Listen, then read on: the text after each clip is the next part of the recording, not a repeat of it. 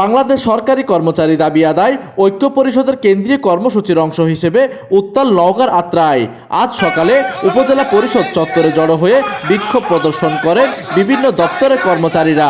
তাদের প্রধান দাবি পে কমিশন কর্তৃক সুপারিশকৃত বৈষম্যহীন নবম পে স্কেলের গ্যাজেট দ্রুত প্রকাশ করা। এছাড়াও 7 দফা দাবি আদায়ে স্লোগানে মুখরিত হয়ে ওঠে পুরো এলাকা।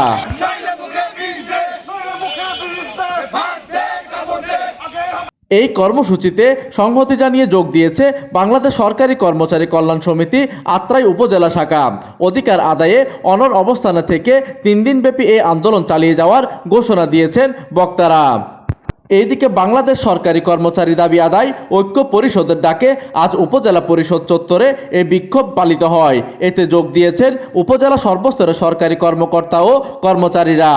এদিকে আন্দোলনকারীদের স্পষ্ট বার্তা, দাবি আদায় না হওয়া পর্যন্ত এই অবস্থান কর্মসূচি চলবে বলে কঠিন হুঁশিয়ারি দেন।